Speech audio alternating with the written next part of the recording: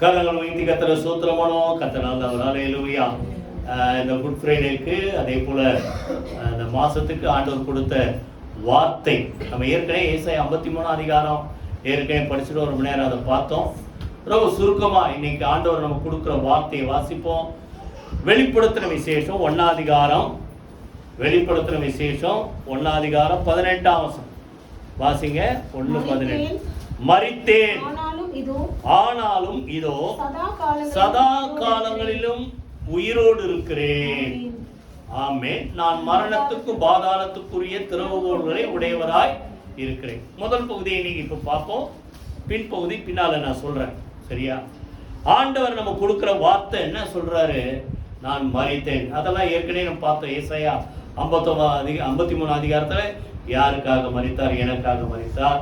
அவர் மரணத்தினால் நமக்கு என்னென்னலாம் கிடைச்சது இதெல்லாம் நம்ம பார்த்தோம்.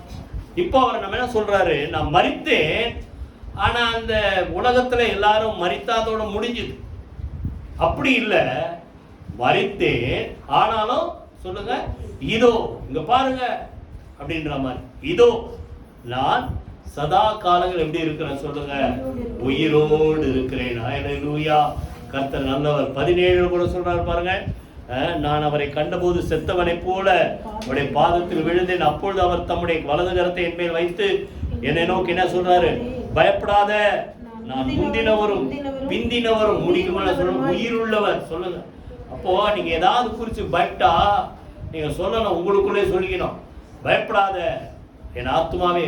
42ஆம் சங்கீதம் தான், தன்னையே பலப்படுத்துகிறேன். என் ஆத்துமாவே ஏன் எனக்குள் கலங்குகிறார், ஏன் எனக்குள் தேங்குகிறார்? தேவனை நோக்கி காத்திரு, அவருடைய முகத்துக்கு ரட்சிப்பு நிமித்தம் இன்னும் அவரை துதிப்பேன். அப்படி உங்களுக்கு நீங்களே சொல்லிக்கணும். பயப்படாத, அவர் எப்படி இருக்கிறார் சொல்லுங்க, உயிரோடு இருக்கிற. கைகளை விசுவாசித்து சொல்லுங்க, பயப்படாதே சொல்லுங்க, அவர் உயிரோடு இருக்கிறார்.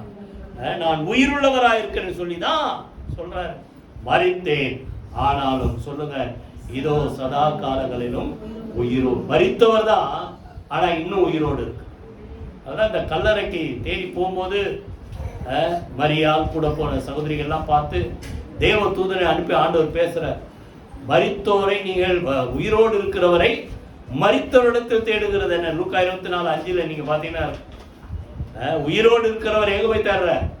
மரித்தோர் மத்தியிலே தேடுகிறையே அப்படின்றார். கல்லறைக்குள்ள இல்ல, அவர் என்ன செய்தார்? உயிரோடு எழுந்தார். இதே வெளிப்படுத்த விசேஷத்தில் அநேக இடத்துல சொல்றார், சதா காலங்களும் உயிரோடு இருக்கிறவர். 2ஆம் அதிகாரத்துல சொல்றார், சதா காலங்களும் உயிரோடு இருக்கிறவர். 4ஆம் அதிகாரம் 9ஆம் வசனம் 10ஆம் வசனத்துல சதா காலங்களும் உயிரோடு இருக்கிறவரை தொழுது கொண்டார்கள். 10ஆம் அதிகாரத்துல சதா காலம் உயிரோடு இருக்கிற மேல ஆணையிட்டார்கள். இப்படி அநேக இடத்துல சொல்றாரு அவர் மரித்தவர், ஆனா வாயத்தில் சொல்லுங்க அவர் சதா காலங்களிலும் உயிரோடு இருக்கிறார். கையில் வீட்டு கத்திர சூத்திரம். இன்னைக்கு இது 2 பகுதியா பார்க்கணும். அவர் மரணத்தினால் நமக்கு கிடைத்த புண்ணியங்கள், நன்மைகள். 2வது அவர் உயிரோடு இருந்து என்ன செய்யறார்? புரியுதா? முதல்ல ஒரு 3 காரியம். அவர் மரணத்தினால் நமக்கு கிடைத்த புண்ணியம். ரோமர் 5 அதிகாரம் எடுத்துங்க. ரோமர் 5 அதிகாரம் 6ல இருந்து யாராவது வாசிங்க. ரோமர் 5 அதிகாரம் 6ஆம் வசனத்துல இருந்து. அன்றியும் நாம் பலனற்றவர்களாய் இருக்கும் போதே குறித்த காலத்தில் கிறிஸ்து அக்கிரமக்காரருக்காக மரித்தார். கையில வீட்டுக்கு சூத்திரம் நல்லா கவனிங்க. எப்போ மரித்தாரா? நம்ம பலனற்றவர்களாய் இருக்கும் போதே. அதாவது இன்னைக்கு மனுஷனுக்கு ஒரு பெரிய போராட்டம், அது எல்லா மனுஷனுக்கும் உண்டு. நாங்களும் பார்த்தீங்கன்னா ஆண்டவரை ரட்சிக்கப்படுறதுக்கு முன்னாடி சொல்றேன், இந்த புது வருஷம் வந்தோடனே நான் என் ஃப்ரெண்டெல்லாம் சேர்ந்து தீர்மானம் எடுப்போம். புரியுதா? என்னென்ன அக்கிரமம் பண்ணுறோமோ எல்லாத்தையும் பண்ணிட்டு நியூ இயர் அன்னைக்கு இந்த 1ஆம் தேதி ஜனவரி 1ஆம் தேதியிலேருந்து இதெல்லாம் விட்டுருணும், அதெல்லாம் விட்டுருணும். இன்னைக்கு உலகத்தில் நிறைய பேர் செய்வான், செய்கிறது நல்லது தான், முயற்சி எடுக்கிறது நல்லது. அப்போ அதை போல முயற்சி எடுத்து பண்ணக்கூடாதுன்னு மிஞ்சி போனா ஒரு வாரம் தான் வண்டி ஓடும். ஒரு வாரத்துக்கு அப்புறம் அந்த கடை பக்கம் அப்படி போனாலே இழுத்துரும், முடிஞ்சுது. எத்தனை பேர் புரியுது? இப்போ மனுஷன் தன் சொந்த பலத்தினால் பாவத்தை என்ன செய்ய முடியாது சொல்லுங்க, மேற்கொள்ள முடியாது. அதனால்தான் ஆண்டவர் சொல்றார் யோவான் 8ஆம் அதிகாரத்துல, பாவம் செய்கிறவன் பாவத்துக்கு எப்படி இருக்கிறான்? அடிமையா இருக்கிறான். இந்த சுவிசேஷ பிரசங்கம் பண்ணும்போது நிறைய இடத்துல நான் போய் சொல்லுவேன். கிராம ஊழியங்களாம் 6 அடி உயரம் உள்ள ஒரு மனுஷன் 6 சென்டிமீட்டர் சிகரெட்டுக்கு அடி இல்லை, அதாவது 6 சென்டிமீட்டர். இவ்வளோண்டு பொடி டப்பா. அப்போலாம் நிறைய பேர் இந்த பொடியெல்லாம் மாறிடுச்சு, இப்போ வேற விதத்தில் வந்துச்சு அந்த புகையில. அதுக்கு அடிமை போடாமல் இருக்க முடியாது. அப்போ ரோமர்ல அதே பவுலே சொல்றார், நன்மை செய்ய வேண்டும் என்ற விருப்பம் என்னிடத்தில் உண்டு சொல்றாருல 7ஆம் அதிகாரத்துல. நன்மை செய்வதோ இல்லை, என்னிடத்தில் இல்லை. எல்லாருமே கெட்டு அழியணும்னு யாருமே விரும்பலங்க. மற்றவனும் விரும்பல, அவனும் விரும்பல. நீங்க இப்ப நான் நிறைய பேர் விசாரிச்சிருக்கேன், இதை விட்டுன்னு தான் நான் தோணுது, ஏன்னா விட முடியல. அப்போ பாவத்தை ஜெயிப்பதற்கு மனுஷனுக்கு என்ன இல்லை, பலன் இல்லை. அப்படி எதற்கு புரியுதா உங்களுக்கு? பலனற்றவராய் இருக்கும்போது அந்த பாவங்களுக்காக அக்கிரமங்களுக்காக இயேசு குறித்த காலத்திலே சொல்லுங்க மரித்தார், கையில வைத்து. அப்ப பாவத்தை மேற்கொண்டு ஜெயிக்கணும் ஆசை இருக்குது, ஆனா பலன். அந்த சூழ்நிலையில இயேசு நமக்காக என்ன செய்தார் சொல்லுங்க, பாவங்களுக்காக மரித்தார். பாவத்தை மேற்கொண்டு ஜெயிப்பதற்கு ஆண்டவர் நமக்கு என்ன செய்தார் சொல்லுங்க, பலன் கொடுத்தார். கையில வைத்து கர்த்தருக்கு ஸ்தோத்திரம் பண்ணுவோமா? அப்ப நல்லா கவனிங்க. முதல்ல பாவத்தை ஜெயிப்பதற்கு கர்த்தர் என்ன செய்யறார் சொல்லுங்க, நமக்கு பலன் கொடுக்கிறார். ரெண்டாவது அதுல பாத்தீங்கன்னா அன்பை விளங்க பண்றார். 6ஆம் அதிகாரத்தில் தொடர்ந்து 5ஆம் அதிகாரத்தில் தொடர்ந்து நீங்க படிச்சு பாத்தீங்கன்னா, நம் பாவி 8ஆம் வசனம், நீதிமானுக்காக மரிப்பான். அதாவது நல்லவனுக்காக மரிக்கிறது நிறைய பேர். நீங்க உலகத்துல பாருங்க, உயிரை கொடுப்பேன் என் தலைவனுக்குன்றான். புரியுதா? நல்லவனுக்காக மரிக்க ரெடியா இருப்பான், கெட்டவனுக்காக வேணா மரிப்பானா? அப்போ இன்னைக்கு உன் நெஞ்ச தொட்டு பாருங்க, நான் நல்லவன்ட்டு நான் சொல்ல முடியுமா? இப்போ ஒருவேளை என்ன ஆண்டவர் பாவத்தெல்லாம் மன்னிச்சதால ஏதோ என்ன நல்லவனா மாத்திருக்காருன்னு சொல்லலாம். பிறக்கும் போது நன்மையே செய்யத்தக்க நீதிமான் ஒருவனும் இல்லை. அப்போ எல்லாரும் பாவிகளா இருக்கும்போது, பாவத்தினால் பிடிக்கப்பட்ட சூழ்நிலையில இருக்கும்போது, புரியுதா, நீதிமானுக்காக மரிக்க மாட்டான், நல்லவனுக்காக மரிப்பான். ஆனா நம்ம யாரு? நீதிமானும் இல்ல, நல்லவனும் இல்ல. எப்படிப்பட்டவங்களா இருந்தோம்? பாவிகளா இருக்கையில் கிறிஸ்து நமக்காக மரித்ததினாலே நம்முடைய அன்பை விளங்க பண்ணுகிறார். கைவேதிகத்துல சூத்திரம் பண்ணுவோமா? அப்ப நல்லா கவனிங்க, நம்ம பாவியா இருக்கும் மரித்தாரு, நல்லவனா இருக்கும் மரித்த. உலகத்துல நிறைய தலைவர்கள் இருக்கிறாங்க, நிறைய உபதேசங்கள் இருக்கிறது, இல்ல தத்துவங்கள் இருக்குது. ஆனா பாவிக்காக மரிக்க உலகத்துல ஒருத்தர் இருக்காருன்னா ஆண்டவராகிய இயேசு. பின்னால சொல்றார், நாம் தேவனுக்கு சத்துருக்களாய் இருக்கும் போது மரித்தாரே. தேவன் தம்முடைய அன்பை விளங்க பண்ணார். எப்படி? இவ்வளவாய் அன்பு கூர்ந்து அவரை தந்தருளி அன்பு கூர்ந்தார். புரியுதா? தேவனுடைய அன்பு எப்படி வெளிப்பட்டது? அவரை சொந்த பிள்ளை என்று பாராமல் சிலுவையிலே ஒப்பு கொடுத்ததினாலே. இயேசுனுடைய அன்பு எப்படி வெளிப்பட்டது? 1 யோவான் 3:16 அவர் நமக்காக சிலுவையிலே தம்முடைய ஜீவனை கொடுத்ததினாலே. சொல்லுங்க, அன்பு என்னதென்று அது மூலமா தான் அர்த்தமே வெளிப்பட்டதா? கைகளை வீதி கர்த்தருக்கு ஸ்தோத்திரம் பண்ணுவோமா? அப்போ நல்லா கவனிங்க. முதல்ல பலன் இல்லாம இருக்கும்போது, ஜெயிக்க திராணி இல்லாம இருக்கும்போது கர்த்தர் நமக்காக மரித்து அதை மேற்கொள்ள பலன் கொடுத்தார். ரெண்டாவது, அந்த அன்பு, அவர் என் மேல எவ்வளவு அன்பா இருக்கிறதுக்கு அந்த அடையாளம் தான் சிலுவை, மரணம். புரியுதா? அதான் சொல்ற ரோமர்ல திருப்பி படிக்கும் போது என்ன சொல்றாரு கவனிங்க. இவ்வளவாய் அன்பு கூர்ந்து தம்முடைய சொந்த பிள்ளையே கொடுத்தவர் அவரோடு கூட சேர்ந்து மற்ற எல்லாவற்றையும் நமக்கு கொடாமல் இருப்பது, அருளாமல் இருப்பது எப்படி? ரோமர் 8:32 அப்படி சொல்றார். அப்ப அவரே கொடுத்துட்டாருன்னா அவரோடு கூட சேர்ந்து எல்லாவற்றையும் நிச்சயமா கர்த்தர் நமக்கு அருளுவார். கையில வீதி கர்த்தர் முதல்ல சொல்லுங்க, பலன் இல்லாம இருக்கும்போது எனக்காக மரித்தார்.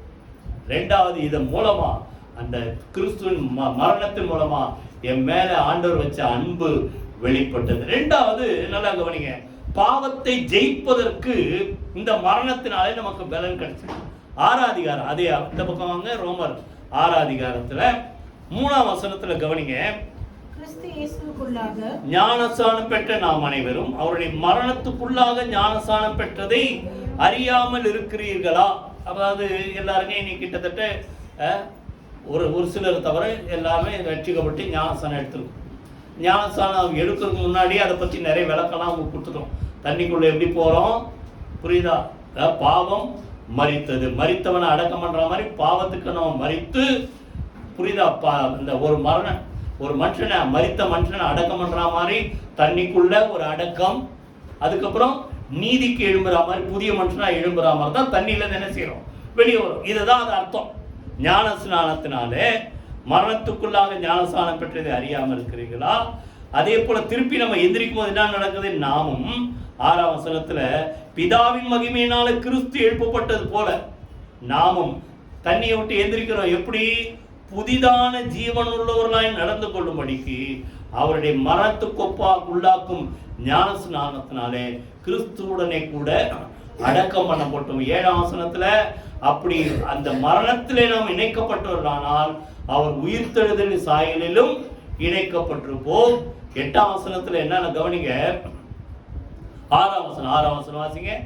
இனி பாவத்துக்கு ஊழியம் செய்யாதபடிக்கு பாவ சரீரம் ஒழிந்து போகும் பொருட்டாக நம்முடைய பழைய மனுஷன் அவரோட கூட சிலுவையில் அறையப்பட்டது என்று அறிந்திருக்கிறோம். பாவத்திற்கு ஒரு முடிவு கட்டினார் மரணத்தினால். புரியுதா? மரித்த மனிதனை அடக்கம் பண்ற மாதிரி பழைய பாவ மனுஷன் என்ன பண்ணிட்டோம் சொல்லுங்க? இயேசு கிறிஸ்துவின் சிலுவை மரணத்தினால என்ன செய்தோம் சொல்லுங்க? அடக்கம் பண்ணப்பட்டோம். இன்னைக்கு நம்ம எப்படி இருக்கிறோம் சொல்லுங்க? புது மனிதன். ஒருவன் கிறிஸ்துவுக்குள் இருந்தால் சொல்லுங்க புது சிருஷ்டியா இருக்கிறான். பழையவைகள் ஒழிந்து போன, எல்லாம் என்ன செய்யும் சொல்லுங்க? புதிதாயின. அதான் பின்னால சொல்றாரு. பின்னால 11 அதுல 6:11 வாசிங்க. அப்படி நீங்களும் உங்களை பாவத்திற்கு மரித்தவர்கள். நம்ம சாவல, நம்ம உயிரோட தான் இருக்க, நமக்குள்ள இருக்கிற பாவம் செத்து போச்சு. புரியுதா உங்களுக்கு? பாவத்திற்கு மரித்தவர்களாகவும் நம்முடைய கர்த்தராகிய இயேசு கிறிஸ்துவுக்குள் இப்ப பழைத்திருக்கிறது. கலாத்தியர் தான் சொல்றார், நான் மரித்தேன் ஆனாலும் இதோ பிழைத்திருக்கிறேன். ஏன்னா என்னில் அன்பு கூர்ந்து எனக்காக தம்மை தாமே ஒப்பு கொடுத்து தேவகுமாரனை பற்றும் விசுவாசத்தினால பிழைத்திருக்கிறேன். இங்க என்ன சொல்றாரு? மரித்தவர்களாகவும் நம்முடைய கர்த்தராகிய இயேசு கிறிஸ்துவுக்குள் தேவனுக்கென்று பிழைத்திருக்கிறவர்களாகவும் எண்ணிக்கொள்ளுங்கள். 12 தான் ரொம்ப முக்கியம். ஆகையால் உங்கள் சரீர இச்சைகளபடி பாவத்திற்கு கீழ் படியத்தக்கதாக சாவுக்கு ஏதுவான உங்கள் சரீரத்தில் இனி என்ன செய்ய சொல்லுங்க? பாவம் ஆள முடியாது. கைகளை வைத்து கர்த்தருக்கு ஸ்தோத்திரம் போனோமா? அப்போ அவருடைய மரணத்தினாலே பாவத்திற்கு ஒரு முடிவு கட்டினார். இது இன்னும் புரியணும்னா 8ஆம் அதிகாரம் 3ஆம் வசனம் யாராவது வாசிங்க. ரோமர்ல 8ஆம் அதிகாரம் 3ஆம் வசனம் வாசிங்க. மாம்சத்தினாலே பலவீனமாயிருந்த நியாயப்பிரமாணம் செய்ய, அதாவது நியாயப்பிரமாணம்னா சட்ட திட்டங்கள். இன்னைக்கு ஒரு உலகத்துல பாவம் தப்பு செஞ்சா தண்டனை கொடுப்போம். தண்டனை ஒரு மனுஷன் மனசை மாத்தாது. எத்தனை பேர் புரியுது? தண்டனை மனுஷன் மனசை மாத்தாது. தண்டனை உண்டு எல்லாத்துக்குமே ஒரு ஆக்கினை உண்டு. ஆனா தண்டனை மாத்திரம் மனுஷனுடைய மனசை மாத்திரம் நான் இனிமேல் தப்பு செய்யக்கூடாதுன்ட்டு மாத்தாது. அவன் என்ன பண்ணுவான்? மாட்டிக்காம தப்பு செய்யறதுக்கு பிளான் பண்ணுவான். புரியுது? அப்ப நல்லா கவனிங்க. அப்போ அந்த பிரமாணம் செய்ய முடியாத, நியாய பிரமாணம் செய்ய முடியாததை தேவனே செய்யும்படிக்கு தம்முடைய குமாரனை பாவ மாம்சத்தின் சாயல். நல்லா கவனிங்க. எப்போ ஒரு வார்த்தை, அந்த பாவ மாம்சம்னா பாவம் நிறைந்த மனுஷ சாயலாக தேவகுமாரனாக இயேசு மனுஷகுமாரனா இந்த உலகத்துல பிறக்க வச்சு, புரிஞ்சுதா உங்களுக்கு? அந்த பாவ மாம்சத்தின் சாயலாக பாவத்தை போக்கும் பலியாகவும் அனுப்பி இந்த உலகத்திலே நமக்காக அனுப்பி மாம்சத்திலே பாவத்தை, அப்ப நடக்கும் மனுஷனை ஆக்கினைக்குள்ளா தீர்க்கல, பாவத்தை ஆக்கினைக்குள்ளா தீர்த்தான். எதுல? அந்த மாம்சத்துல வந்த பாவத்தை மாம்சத்தினாலேயே என்ன செய்தார்? ஆக்கினைக்குள்ளாய் தீர்த்தார். உலகத்துல சொல்லுவாங்க முள்ள எதாலதான் எடுக்கணும். புரிஞ்சுதா? அப்போ பாவ மாம்சத்துல வந்த பாவத்தை, அந்த பாவத்தை போக்கும் ஒரு பலியாக மாம்சத்துல இயேசு பிறக்க வச்சு, புரியுதா? தேவன் மாம்சத்துல வெளிப்பட்டார். 1 தீமோத்தேயு. இப்ப நல்லா புரியுதா? அப்போ அந்த முள்ளால் எடுக்கிற மாதிரி பாவத்தை, மாம்சத்துல வந்த பாவத்தை மாம்சத்தினாலே தீர்த்தார். அதற்காக தான் இயேசு மாம்சத்திலே பிறந்தார். மாம்சத்திலே அவர் மனிதனா ரத்தம் சிந்தினார். மனிதனா என்ன செய்தார்? சிலுவையிலே மரித்தார். பாவத்திற்கு ஒரு முடிவு உண்டாக்கினார். கையில வீதிகத்துல முதல்ல சொல்லுங்க, பலன் இல்லாத நேரத்துல மரித்து தம்முடைய அன்பை வெளிப்படுத்தினார். ரெண்டாவது, அவருடைய மரணத்தினாலே பாவத்திற்கு ஒரு முடிவு. பாவம் தான் ஆக்கினைக்குள்ளா தீர்க்கப்பட்டது. அந்த ஆக்கினை தீர்ப்பது நம்மளை விடுதலை. அதான் ஏசாயா 51 நமக்கு உண்டான ஆக்கினை அவர் மேலே சுமத்தப்பட்டது. புரியுதா? மூணாவது, அவருடைய மரணத்தினாலே நமக்கு என்ன நடந்தது? கொலோசியர் 1 அதிகாரம், கொலோசியர் 1 அதிகாரம் 20, 21. யாராவது வாசிங்க. கொலோசியர் 1 அதிகாரம் 20, 21. அவர் சிலுவையில் சிந்தின இரத்தத்தினாலே சமாதானத்தை உண்டாக்கி பூலோகத்தில் உள்ளவைகள் பரலோகத்தில் உள்ளவைகள் யாவையும் அவர் மூலமாய் தமக்கு ஒப்புரவாக்கிக் கொள்ள அவருக்கு பிரியமாயிற்று. முன்னே அந்நியராயும் துர்க்கிரியினாலே மனதிலே சத்துருக்களாய் இருந்தவர்களையும் பரிசுத்தராக குற்றமற்றவர்களாக கண்டிக்கப்படாதவர்களாக தமக்குன்பாக நிறுத்தும்படியாக அவருடைய மாம்ச சரீரத்தில் அடைந்த அந்த மரணத்தினாலே இப்பொழுது நம்மளை தேவனோடு ஒப்புரவாக்கினார். எத்தனை நல்லா புரிஞ்சுங்க. சுருக்கமா சொல்றேன். மனிதன் பாவத்தினாலே தேவனை விட்டு பிரிக்கப்பட்டார். டெய்லி ஆண்டவர் ஒருவர் பகலின் குளிர்ச்சியான வேளையில முதல் மனிதனாகிய ஆதாம் ஏவாளையும் என்ன செய்வார்? ஏதேன் தோட்டத்தில் வந்து பேசுவார், சந்தோஷமா இருப்பாங்க. ஆனா ஒரு நாள் தேவனுடைய சத்தத்துக்கு கீழ்ப்படியாம, தேவன் சொன்னதை நம்பாம, பிசாசு சொன்னதை நம்பி அந்த கனியை புசித்ததினால கீழ்ப்படியாமை பாவம் அந்த மனிதனுக்குள்ள வந்தது. புரியுதா? தேவன் மறைந்து கொள்ளல. எல்லாரும் நல்லா படிச்சிருக்கீங்களா? ஆதியாகமம் 3 அதிகாரத்துல இவர்கள் மறைந்து கொண்டார்கள். பாவம் செஞ்ச உடனே மனுஷன் தேவனை பார்க்க பயந்து மறைந்து கொண்டார். அவங்களே விலகிட்டாங்க. ஆனால் ஆண்டவர் விடலைங்க. அவர் தேடி வரார்.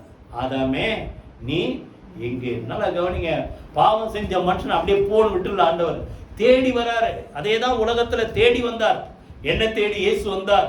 புரியுதா? தேடி வந்தார். நமக்காக சிலுவையில மரித்தார், அடிக்கப்பட்டார், அவமானப்பட்டார், நிந்திக்கப்பட்டார்.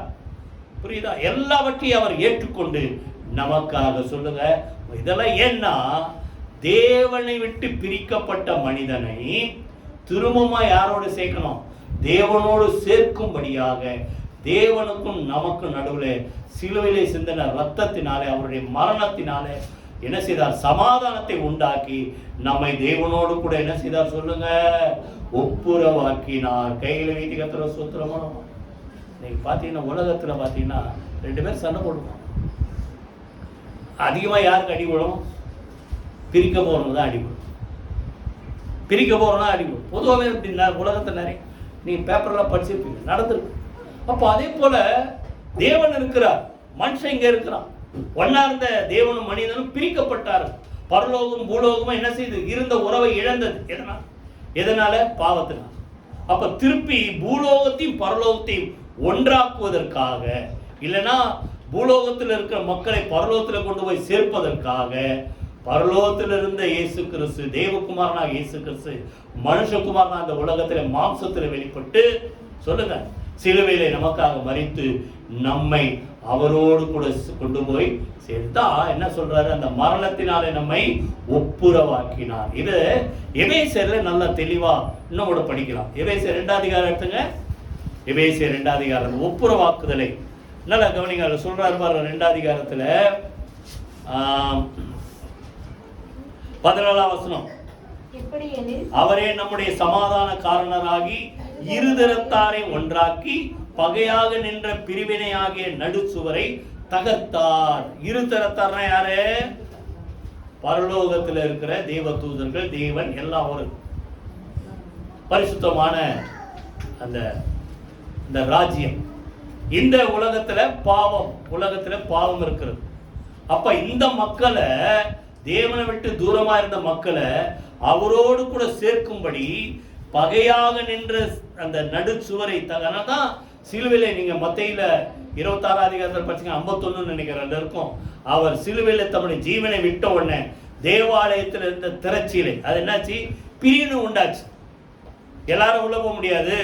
பிரதான ஆசாரியன் மாத்திரம் வருஷத்துக்கு ஒரு தடவை உள்ள போனோம். அதுவும் நிறைய ஆயத்தம் பண்ணி பரிசுத்தமாகி பலியோட உள்ள போனோம். புரியுதா? இப்படிலாம் பிரமாணம் இருந்தது. இயேசு சிலுவையில மரித்த உடனே அந்த பிரிவினை உண்டாக்கின திரைச்சீலை 2ஆம் மேலிருந்து கிழிக்கப்படும். ஏன்னா அதை கிழித்தவர் யாரு? தேவன். அது அடையாளமாக தான் அது.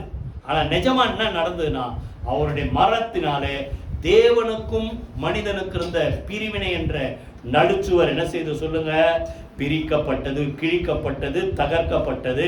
அததான் சொல்றாரு 18ஆம் வசனத்துல, அதே போல நம் இரு திறத்தாரையும் ஒன்றாக சேர்த்தார். கைகளை வீட்டி கத்தர சோத்திரமானோமா. மூணாவது, அவருடைய மரணத்தினால சொல்லுங்க, தேவனுக்கும் நமக்கும் நடுவில் சமாதானத்தை உண்டாக்கி என்ன செய்தார் சொல்லுங்க, பிரிந்திருந்த மக்களை தேவனோடு ஒப்புரவாக்கினார்.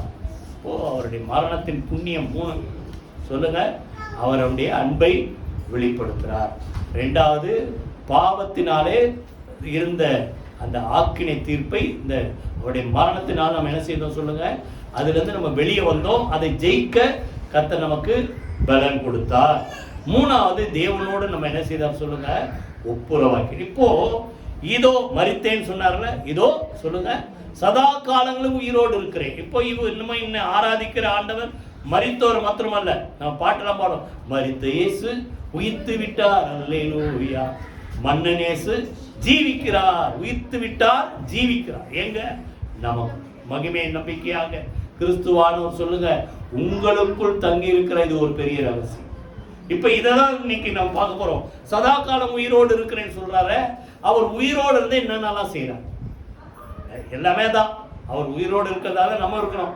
அதான் சொல்றார், நான் பிழைக்கிறபடியினால் நீங்களும் பிழைப்பீர்கள். சரியா? இப்போ ஒரு 3 காரியம் ரொம்ப சுருக்கமா பார்த்து முடிச்சிருவோம். எபிரேயர் 7:25 யாராவது வாசிங்க. எபிரேயர் 7:25.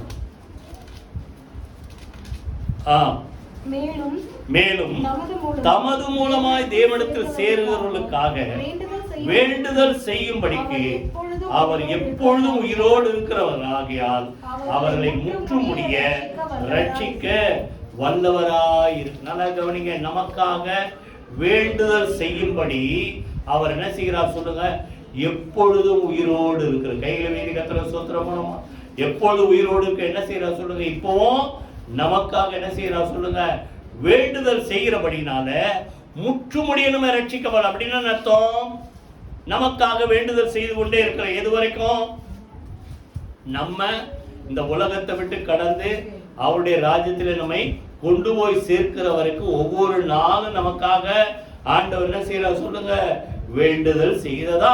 1 யோவான் நிருபத்துல 2:1 பிள்ளைகளே, நீங்கள் பாவம் செய்யாதபடிக்கு உங்களுக்கு இதை எழுதுறேன்.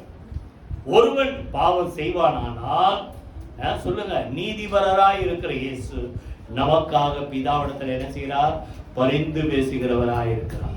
அப்போ முற்றுமுடிய நம்மளை ரட்சித்து அங்க கொண்டு போய் சேர்க்கிற வரைக்கும் அவர் தினந்தோறும் எப்பொழுதும் உயிரோடு இருந்து என்ன செய்கிறார், வேண்டுதல் செய்து கொண்டே இருக்கிறார். கைகளை வைத்து கர்த்தருக்கு ஸ்தோத்திரம். இப்போ அவர் என்ன வேண்டுதல் செய்கிறார், பிரதான ஆசாரியன் வருஷத்துக்கு ஒரு, நான் ஏற்கனவே சொன்னேன், அப்போ ஒரு பிரமாணம் இருந்தது. எல்லாரும் உள்ள மகா பரிசுத்த ஸ்தலத்துல போக முடியாது, புரியுதா? அந்த பிரகாரம் வரைக்கும் போகலாம். அதுக்கு முன்னாடி அப்பத்தை கொண்டு போய்க்கிறது ஆசாரியனுடைய வேலை. அப்ப எல்லாரும் எல்லா இடத்துலையும் போக முடியாது. பிரதான ஆசாரியனை வருஷத்துக்கு ஒரு தடவை பலி செலுத்தி தான் போகணும். இப்படிலாம் இருந்தது. இப்போ இவர் என்ன பண்ணாரு, நமக்காக வேண்டுதல் செய்யும்படி இவர் உள்ள போய் எப்பவுமே வேண்டுதல் செய்யறார். அத 9ஆம் அதிகாரத்துல நீங்க வாசிங்க. 9ஆம் அதிகாரத்துல ஒரு 2-3 வசனத்தை வாசி. 22 சொல்றாரு, ரத்தம் சிந்துதல் இல்லாமல் மன்னிப்பு உண்டாகாது. அந்தபடி 24ஆம் வசனத்துல மெய்யான பரிசுத்த ஸ்தலத்துக்குள் அடையாளமான கையினால் செய்யப்பட்டதாயிருக்கிற பரிசுத்த ஸ்தலத்துல கிறிஸ்து, அதாவது உலகத்துல பிரதான ஆசாரியம் போறாங்க, ஆசரிப்பு கூடாரம், தேவனுடைய ஆலயம், இதுல ஒரு போல மெய்யான பரிசுத்த ஸ்தலத்திலே நமக்காக பிரத்யட்சமாய் என்ன செய்திருக்கிறார், பிரவேசித்திருக்கிறார். எப்படின்னா, பிரதான ஆசாரியம் வருஷத்துக்கு ஒரு தடவை அந்நிய ரத்தம் அப்படின்னு அர்த்தம். அவனுடைய ரத்தம் இல்ல, ஆடோ மாடோ காளையோ இல்ல, அந்த ரத்தத்தை அந்த மிருகத்தை அடித்து அந்த ரத்தத்தோடு தான் உள்ள போறான். அப்ப ரத்தம் இல்லாம உள்ள போக முடியாது. அப்பதான் அந்த ரத்தம், அதான் என்ன லேவியராமத்துல சொல்றாரு, ஆத்மாவுக்காக பாவ நிவர்த்தி செய்கிறது ரத்தமே. அதான் ரத்தத்தை யாரும் என்ன செய்யக்கூடாது, சிந்தக்கூடாது, புசிக்க கூடாது. அப்போ பிரதான ஆசாரி என்ன பண்றாரு சொல்லுங்க, அந்நிய ரத்தத்தை சிந்தி ஆடு மாடு காளை இதெல்லாம் சிந்தி அந்த ரத்தத்தோடு உள்ள போற மாதிரி இவர் அந்நிய ரத்தத்தோடு போலையா, தம்முடைய சொந்த ரத்த பின்னால சொல்றாரு பாருங்க, வாசிங்க அதுல. அவர் அநேகந்தரம் தம்மை பலியிடும்படிக்கு பிரவேசிக்கவில்லை. அப்படி இருந்ததானால் உலகம் உண்டானது முதற்கொண்டு அவர் அநேகந்தரம் பாடுபட வேண்டியதா இருக்குமே.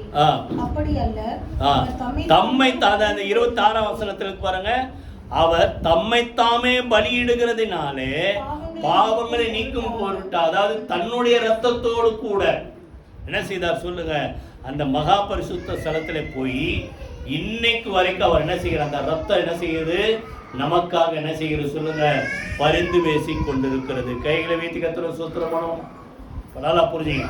அப்போ அந்த அவர் சதா காலம் உயிரோடு இருக்க எதனால சொல்லுங்க, இன்னைக்கு நமக்காக என்ன செய்கிறார் சொல்லுங்க, அவர் வேண்டுதல் செய்கிறார். ரோமர்ல இந்த பவுல் ரொம்ப சிம்பிளா எழுதுறார். கிறிஸ்துவே 33ஆம் வசனம் 63 வாசிங்க, 8:33 வாசிங்க. ஆக்கினைக்குள்ளாக தேவன் தெரிந்து கொண்டவர் மேல் குற்றம் சாட்டுகிறவன் யார்? நல்லா கவனிங்க, உலகத்துல மனுஷனும் குற்றம் சாட்டுவான், எல்லாத்துக்கும் மேல குற்றம் சாட்டுறது அவனுடைய வேலை, சாத்தானுடைய வேலை. அதான் வெளிப்படுத்த விசேஷத்துல குற்றம் சாட்டுகிறவன் தாழ தள்ளப்பட்டு போனான். ஏன்னா அவர் தன்னைத்தானே பலியா ஒப்பு கொடுத்துட்டாரு. இப்போ நம்ம மேல குற்றம் சாட்டுகிறவன் யார்? தேவனே அவர்களை ஆக்கினைக்குள்ளாக தீர்க்கிறவன் யார்? கிறிஸ்துவே மரித்தவர், அவரை எழுந்தும் இருக்கிறவர், அவரே தேவனுடைய வலது பார்சத்தில் வீற்றிருக்கிறவர், நமக்காக வேண்டுதல் செய்கிறவரும் அவரே. அப்ப நமக்காக அவர் வேண்டுதல் செய்கிறபடினால நம்ம யாரை என்ன செய்ய முடியாது சொல்லுங்க, குற்றம் சாட்ட முடியாது. இன்னைக்கு நிறைய பேர் பார்த்தீங்கன்னா உள்ளுக்குள்ள ஏதோ ஒரு குற்ற உணர்வு அவங்கள என்னது சந்தோஷமா இருக்க விடாம தவிக்க வைக்குது. இது என்ன பிசாசுடைய வஞ்சனை, நீ அப்படி பண்ண அப்படி பண்ண அப்படி பண்ண. ஆனா நீங்க என்ன பண்ணோம், ஆண்டவர்கிட்ட வந்து ஒப்புரவாகி அவரோட அந்த ரத்தத்தினால சேர்ந்துங்க, புரியுதா? அப்படி சேர்ந்துட்டா நம்ம மேல அந்த குற்ற உணர்வு இல்லை, குற்றம் சாட்ட முடியாது. ஏன்னா நமக்காக அங்க என்ன செய்ய, பிதாவுடைய வலது பார்சல் வீற்றிருக்கிறவர் மாத்திரம் இல்ல, அவர் என்ன செய்கிறார் சொல்லுங்க, நமக்காக வேண்டுதல் செய்கிறார். கையில வைத்து கத்துற சூத்திரமானோம். அப்ப என்றும் உயிரோடு இருக்கிறவர் என்ன செய்யற, முதல்ல வேண்டுதல் செய்கிறார். ரெண்டாவது யோபுல வாங்க, யோபு 10ஆம் அதிகாரம் 19ஆம் அதிகாரம் 25ஆம் வசனம். யோபு 19ஆம் அதிகாரம் 25ஆம் வசனம். என் மீட்பர் உயிரோடு இருக்கிறார், அவர் கடைசி நாளில் பூமியின் மேல் நிற்பார் என்று நான் அறிந்திருக்கிறேன். அப்போ யோபு சொல்றார், பாடுகள் மத்தியில என் மீட்பர் உயிரோடு இருக்கிறார். என்ன சொல்றாரு, அவர் உயிரோடு இருக்கிற மாத்திரம் கடைசி நாள்ல பூமியின் மேல் அப்படின்னு அர்த்தம், திரும்பி வந்து நிற்பார் என்றார். பூமியின் மேல் என்ன செய்வார், நிற்பார், அவரை நான் பார்ப்பேன். இது என்னது, அவர் உயிரோடு இருக்கிறார் மாத்திரமல்ல, அவனுக்குள்ள ஒரு நம்பிக்கை. ஒருவேளை இந்த தோல் எல்லாம் பின்னால 26, 27 பார்த்தீங்கன்னா தோல் எல்லாம் அழுகி போன பின்பு என் மாம்சத்திலிருந்து நானே அவரை பார்ப்பேன். அப்படின்னா அர்த்தம், நான் செத்து மண்ணோட மண்ணா போனாலும் என்னை திரும்பி உயிர்ப்பித்து அவரை பார்க்கும்படி கர்த்தர் செய்வார். இதான் உயிர்த்தெழுதலின் நம்பிக்கை. காரணம் அவர் சொல்றாரு, இந்த யோபு சொல்றாரு, என் மீட்பர். அப்படின்னா அர்த்தம் ரொம்ப சிம்பிளா சொல்ற, என்ன என்னுடைய ஜீவனை மண்ணோடு மண்ணா போகாதபடிக்கு திரும்ப என் ஜீவனை என்ன செய்தார் சொல்லுங்க, மீட்டெடுத்து திரும்பமா அவருடைய ராஜ்யத்தில் கொண்டு போய் சேர்ப்பார். இது ஒரு மீட், புரியுது? இதான் அந்த ஆத்தும மீட். எத்தனை பேர் புரியுது? ஆத்தும மீட். இன்னும் சொல்ல போனா அந்த மீட்பர்ன்றது ரெடீமர் அப்படின்றது, அதுக்கு ஒரு 3 அர்த்தம் போடுறாங்க. 3 அர்த்தம். 3 ஒன்று என்னன்னா நெருங்கின உறவினர். மீட்பர்னா யார் சொல்லுங்க, கிங்ஸ்மேன் அப்படின்னு, நெருங்கின உறவினர். ரெண்டாவது விண்டிகேட்டர், அப்படின்னா எனக்காக என்ன சொல்றது, வழக்காடுகிறவர். மூணாவது டிஃபெண்டர், என்ன பாதுகாக்கிறார். நல்லா கவனிங்க, மீட்பர்னா என்ன அர்த்தம் சொல்லுங்க, முதல்ல எனக்கு நெருங்கின உறவினர். அப்போ நல்லா கவனிங்க, உலகமெல்லாம் நம்மளை கைவிட்டாலும் அவர் நமக்காக ஏன் மரித்தார் சொந்தக்காரா சொல்லுங்க, சொந்தக்காரா நம்ம அத சொல்லிட்டாரு. நீதிமானுக்காக ஒருத்தரும் மறிக்க மாட்டான், ஆனா நம்மளா பாவியாருக்கும் மறித்தாரு. ஏன்? அவர் தான் நம்முடைய நெருங்கின உறவு மீட்பர். இரண்டாவது நமக்காக வழக்காடுகிறவர். மூணாவது நம்மளை பாதுகாப்பு. மூணுமே அவர் செய்யறார். புரியுதா? அதனால தான் பாருங்க, யோபுல ஒரு 2-3 வசனத்தை வாசித்து அடுத்தது போயிடும். 16ஆம் அதிகாரம் 19. இப்போதும் இதோ என் சாட்சி பரலோகத்தில் இருக்கிறது, எனக்கு சாட்சி பகருகிறவர் உன்னதங்களில் இருக்கிறார். அதாவது எல்லாருக்கும் தெரியும், யோபு தப்பு செய்யலை. ஏன்னா ஆண்டவரே அவனை பற்றி சாட்சி சொல்லிட்டார். என்ன சொல்றாரு? உத்தமனும் சன்மார்க்கனும் தேவனுக்கு பயந்து பொல்லாப்புக்கு விளங்குற அவனை போல பூமியில ஒருத்தரும் இல்லை. ஆனா வந்தவன் ஃப்ரெண்ட்ஸ் எல்லாம் அவனை திட்டி தீத்தான். நீ பாவம் பண்ண, நீ பாவம் பண்ண, இதான் உலகம் சொல்லும். நீ பாவம் பண்ண அதனாலதான் இப்படி ஆச்சுட்டு. புரியுதா? இப்போ சொல்றாரு, இல்ல அப்படி என்ன நிந்திக்கிறீங்களே, எனக்கு சாட்சி கொடுக்கிறவரு அங்க இருக்கிறார். இப்ப எனக்கு ஒண்ணு நடக்கணும். என்ன நடக்கணும்? அந்த சொல்றாரு பாருங்க, என் சிநேகிதர் என்னை பரியாசம் பண்ணுகிறார்கள். 20ஆம் வசனம் 16, 20, 21. ஒரு மனுபுத்திரன் தன் சிநேகிதனுக்காக வழக்காடுகிறது போல தேவனோட மனுஷனுக்காக வழக்காடுகிற ஒருவர் இருந்தால், இப்போ யாரோட வழக்கான? தேவனோட வழக்கம். உத்தமன் சன்மார்க்கன் சொன்னீங்களே, அவனுக்கு ஏன் இப்படி வந்தது, அவனை திரும்ப நினைத்ததுல அப்படின்ட்டு அவனுக்காக பரிந்து பேசுற ஒருத்தர் வேணும்ன்றார். பின்னால சொல்றார் 17ஆம் அதிகாரத்துல, என் காரியத்தை மேலே போட்டுக் கொள்ளும் வேற யார் எனக்கு கை கொடுக்க முடியும். புரிஞ்சுதா? அப்போ நல்லா கவனிங்க, மீட்பர் நல்லா கவனிங்க. முதல்ல நெருங்கின உறவினர். ரெண்டாவது மீட்பர் யார் சொல்லுங்க? எனக்காக சொல்லுங்க, வழக்காடுகிறவர். நம்ம ஆண்டவர் சொல்லுங்க, நம்முடைய வழக்கை நடத்துவார். மனுஷன் உங்களுக்கு விரோதமா எழுப்பினாலும் அவனோடு கர்த்தர். நிறைய வசனம் நீதிமொழிகள் 21, 13, 23, 13, 11 நிறைய இருக்கு. எரேமியால 50ஆம் அதிகாரம் விஷயம் நிறைய நேரம் இல்லாத மேலோட்ட சொல்றேன். மனிதர்களுக்கு விரோதமா எழுப்பினாலும் அவர்களோடு உங்களுக்காக சொல்லுங்க, அவர்களுடைய மீட்பர் வல்லவர், அவர் திக்கற்றுடைய நியாயத்தை விசாரிக்கிறவர். கையில் வைத்து கர்த்தர் சொல். ரெண்டாவது தேவனோட வழக்காடுற. எப்படி? அதே யோபுல இன்னொரு வசனத்தை வாசி அடுத்து போயிடும். 33ஆம் அதிகாரம் எடுத்துங்க. அந்த மீட்பர் என்ன செய்யறாரா? 33ஆம் அதிகாரம் 23. யாராவது வாசி. 1000 ஒருவராக சாமாசி பண்ணுகிற நல்லா. சாமாசின்னா மீடியேட்டர், மத்தியஸ்தம் பண்ற ஒரு தூதர் இருந்தா நல்லா இருக்கும். தூதர் என்ன பண்ணுவாரு? மனுஷனுக்கு தம்முடைய நிதானத்தை அறிவிக்கும்படி அவனுக்கு அனுசரணை உதவியா இருந்தா அவர் என்ன பண்ணுவாரா? 24ஆம் வசனம், அவர் அவனுக்கு இறங்கி அவன் படுகொலில் இறங்காதபடிக்கு நீர் அவனை ரட்சியும் மீட்கும் பொருளை நான் கண்டுபிடி. அப்போ ஏதோ தப்பு பண்ணான்ட்டு தானே இப்படி அவன் மேல ஆக்கினை வருது. ஆனால் அவன் ஆத்மாவை பாதாளத்தை விடாதபடிக்கு, படுகொலில விடாதபடிக்கு அவனை மீட்டெடுங்க. அப்ப நமக்காக வழக்காடுற தேவனோட. அப்ப மீட்கும் பொருள் எங்கன்னு கேட்பாங்கல்ல. ஓ, நீங்க ஒரு பொருளை கொடுத்து வச்சிருக்கீங்க, இதை நான் வந்து எடுத்துக்கிறேன்னா அதுக்கு உண்டான விலையை கொடுத்தாதான் வாங்க முடியும். அப்ப மீட்கும் பொருள் எங்கன்னா, மீட்கும் பொருளை நான் கண்டுபிடித்தேன். என்னது? என்னுடைய ரத்தம், என்னுடைய ஜீவன். அதையே நான் மீட்கும் பொருளாக கொடுத்து இந்த மனிதனுக்காக நான் என்ன செய்யறேன்? பரிந்து பேசுகிறேன். கையில வைத்து கர்த்தர் ஸ்தோத்திரம். அப்ப மீட்பர் சொல்லுங்க, உயிரோடு நெருங்கினவர், உறவினர். புரியுதா? ரெண்டாவது வழக்காடுகிறவர்.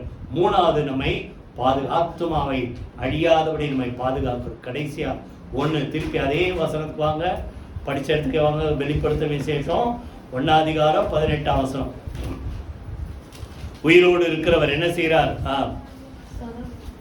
மரித்தேன் ஆனாலும் இதோ சதா காலம் உயிரோடு இருக்கிறேன்.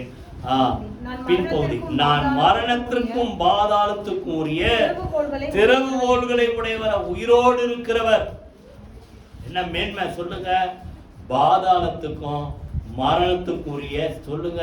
கீ யாருகிட்ட இருக்குது சொல்லுங்க? அவர்கிட்ட. ஏன்? அவர் மரணத்தை ஜெயித்தார். ஏன்? அவர் தம்மையே ஜீவ பலியாய் ஒப்பு கொடுக்கிறார். உள்ள போய் காவல்ல இருக்கிற ஆவிகளுக்கு அவர் பிரசங்கம் பண்ணாராம். புரியுதா? அதுல எத்தனை பேர் மனம் திரும்பி மேல வந்தாங்க தெரியல. புரியுதா? அப்ப நல்லா கவனிங்க, இந்த மீட்பர் அவர் மரித்தவர் உயிரோடு இருக்கிறார். அவர் கையில என்ன இருக்கு சொல்லுங்க?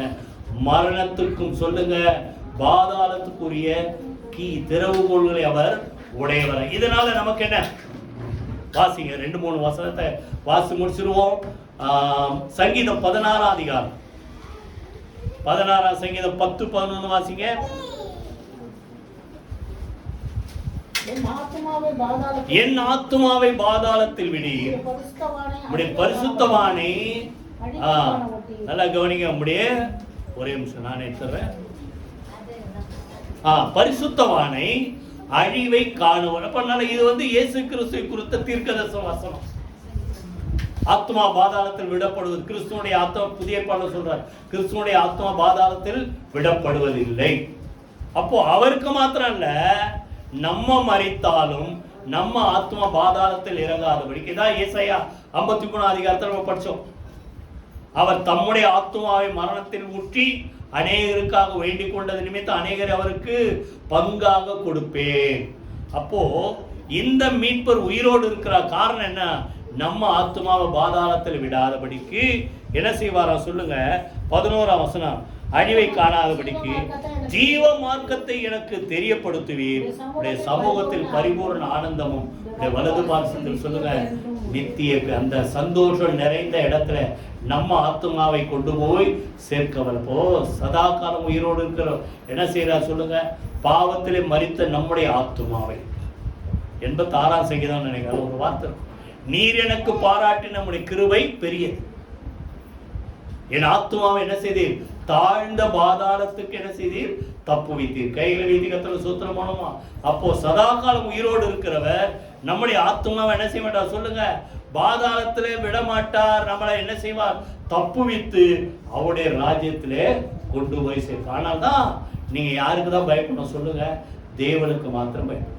ஏன்னா அவர் தான் பாதாளத்துக்கும் மரணத்துக்கும் உரிய திறவுகோள்களை உடையவராய் இருக்கிறார். ஒரு சில வசனத்தை நான் சொல்றேன், அடிக்கடி நம்ம படிக்கிற வசனம்.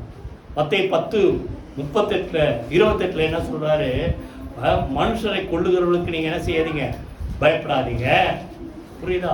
அந்த ஆத்துமாவை கொல்ல வல்லவராக தேவனுக்கு மாத்திரம் என்ன செய்யுங்க? பயப்படுங்க. மத்தேயுல சொல். இத லூக்கால ரொம்ப தெளிவா சொல்றாரு. லூக்கா எடுத்துங்க, லூக்கா 12ஆம் அதிகாரம், லூக்கா 12ஆம் அதிகாரம் 4ஆம் வசனம் 5ஆம் வசனம். லூக்கா 12ஆம் அதிகாரம் 4ஆம் வசனம். என் சிநேகிதராகிய உங்களுக்கு நான் சொல்லுகிறேன், சரீரத்தை கொலை செய்து அதன் பின்பு அதிகமாக ஒன்றும் செய்ய திராணி இல்லாதவர்களுக்கு நீங்கள் பயப்படாதீங்க. உலகத்துல மனிதர்கள் என்ன செய்வாங்க? மிஞ்சி போனா உயிர் எடுப்பான், அவ்வளவுதான். இன்னைக்கும் அநேக தேசத்துல இப்படிப்பட்ட உபத்திரவ காலங்கள் இருக்கிறது. ஏன்னா பழைய ஏற்பாடுல எப்படி இருந்தது? பொற்சிலையை வணங்குறியா, இல்ல எங்க போய் தள்ளவா? அக்கினி சூளையில கொண்டு போய் தள்ளவா. புரியுதா? அப்ப அந்த காலத்துல இன்னைக்கு இருக்குது. புரியுதா? இங்க இப்படிப்பட்ட மக்களுக்கு நீங்க பயப்படாது. ஏன்னா அவங்களால உங்களை என்ன செய்யணும்? சரீரத்தை தான் கொல்ல முடியுமே தவிர அதுக்கு மேல அவங்களால ஒன்றும் செய்ய முடியாதுன்றார். திராணி இல்லாதவன். ஏன்னா சொல்றாரு 5ஆம் வசனத்துல, நீங்க யாருக்கு பயப்படணும்? நீங்கள் இன்னாருக்கு பயப்பட வேண்டும் என்று உங்களுக்கு காண்பிக்கிறேன். கொலை செய்த பின்பு நரகத்திலே தள்ள வல்லமை உள்ளவருக்கு பயப்படுங்கள், ஆம் அவருக்கே பயப்படுங்க. அப்போ நல்லா கவனிங்க, நம்ம உயிர் போன பிறகு நம்மளை எங்க கொண்டு போய் சேர்க்கணும்ன்ற அதிகாரம் யாருக்கிட்ட தான் இருக்கு சொல்லுங்க? ஆண்டவர். அதனால நீங்க யாருக்கு பயப்பட? அதுக்காக உங்களுக்கு நரகத்தில் தள்ளுவார் அப்படியே அர்த்தம் எடுத்துக்காதீங்க. நம்ம ஜீவன் போன பிறகு நம்ம ஆத்துமா எங்க போகணுன்ற அதிகாரம் யாருக்கிட்ட இருக்கு? தேவன்கிட்ட. அதனால நீங்க என்ன செய்யுங்க? அவருக்கு மாத்திரம்தான் பயப்படுங்க. இவர் யாரு? சதா காலம் உயிரோடு இருக்க சொல்லுங்க. மரணத்துக்கும் சொல்லுங்க, வாய்ந்திருந்து மரணத்துக்கும் பாதாளத்துக்கும் உரிய திறவுகோல். பிசாசை கெஞ்சுதுங்க. என்ன எங்க அனுப்பாத? லேகியோன் பிசாஸ் பிடிச்ச உடனே மார்க் 5ஆம் அதிகாரத்தில் இருக்கும், லூக்கா 8ஆம் அதிகாரம். அது என்ன கெஞ்சுது? தங்களை பாதாளத்திலே அனுப்பாதபடிக்கு அவர் என்ன செய்தான்? வேண்டிக் கொண்டனன். அப்போ சொல்றாரு, அந்த பண்டிகைகளுக்கு போக முடியும் உத்தரவு கொடுனோடனே பண்டிகை. அதுக்காக அதை பிசாசை எப்பவுமே பாதாளத்தை தள்ளாம அப்படியே காப்பாத்திடுவாரா? காப்பாற்ற மாட்டார். ஒரு டைம் இருக்கு. பிசாசு பாதாளத்துல தான் போக வேண்டியவன். ஆனா அவன் என்ன பண்றான்? உலகத்துல மக்களை பாவத்தையும் உலக இச்சைகளையும் கொடுத்து அவன் போய் சேர வேண்டிய இடத்துல இவன் மக்களை என்ன பண்றான் சொல்லுங்க? உலகத்துல சொல்லுவான் தாங்கட்டவன் அடுத்தவனையா இழுப்பான்ட்டு. அதை போல அவன் போக வேண்டிய இடத்துல மற்ற மக்களை மனிதர்களை இழுத்து கொண்டு போறான். அவனுக்கு ஒரு முடிவு உண்டு. ஆண்டவர் 2ஆம் வருகையில வரும்போது முதல்ல ஒரு யுத்தம் நடக்கும். அந்த யுத்தத்துல என்ன நடக்கும் சொல்லுங்க?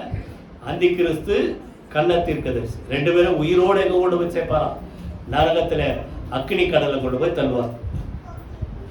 2வது பிசாசு என்ன பண்ணுவாராம்? 1000 வருஷம் அது ஜனங்களை மோசம் போக்காதபடிக்கு என்ன பண்ணுவாராம்? அந்த வசனம் மாத்திரம் 60 வாசிங்க.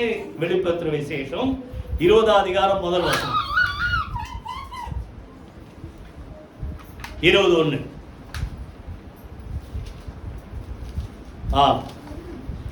சர்ப்பத்தை பழைய சாத்தான பிசாஸ் என்றும் எல்லா பேரும் அங்க வந்துச்சு. 20ஆம் அதிகாரம் 2ஆம் வசனம். பிசாஸ் என்றும் சாத்தான் என்றும் சொல்லப்பட்ட பழைய பாம்பாகிய வலு சர்ப்பம் எல்லாமே அவன் தான் பிடித்து அதை 1000 வருஷம் அளவு கட்டி வைத்து அது 1000 வருஷம் நிறைவேறுவ வரைக்கும் ஜனங்களை மோசம் போக்காதபடிக்கு அதை பாதாளத்திலே தள்ளி அடைத்து அதன் மேல் அப்போ பிசாசு போக வேண்டிய இடம் பாதாளம், நரகம். புரியுதா? தள்ளி அடைச்சு காவல் வைக்கிறான், சீல் வைக்கிறார். புரியுதா? அப்போ ஏன்னா இவர் உயிரோடு எழுந்தவர், உயிரோடு இருக்கிற இவர் கையில தான் என்ன இருக்குது? மரணத்துக்கும் பாதாளத்துக்குரிய திறவுகோல்கள். இந்த 1000 வருஷம் முடிஞ்ச உடனே ரிலீஸ் பண்ணுவாராம். ரிலீஸ் பண்ணவன அவன் திருப்பி ஜனங்களை ஏமாத்துவான். அவன் பொழப்பதான். கடைசியில் என்ன பண்ணுவார்? முடிவு என்னாச்சு? அவங்களுடைய முடிவு 10ஆம் வசனம் வாசிங்க.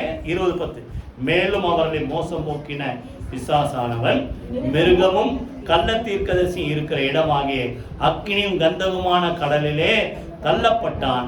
அவர்கள் இரவும் பகலும் சதா காலங்களிலும் வாதிக்கப்படும். பிசாசுக்கு முடிவு அவர் கை. ஏன்னா அவர் மரணத்தை ஜெயித்தார், பாதாளத்தை ஜெயித்தார். உயிரோடு இருக்கிறவர் மரணத்துக்கும் சொல்லுங்க பாதாளத்துக்குரிய திறவுகோல்களை உடையவர். எல்லா அதிகாரம் அவர்கிட்ட தான். அதனால யாருக்கு தான் பயப்படணும்? அவருக்கு மாத்திரம் என்ன செய்யுங்க?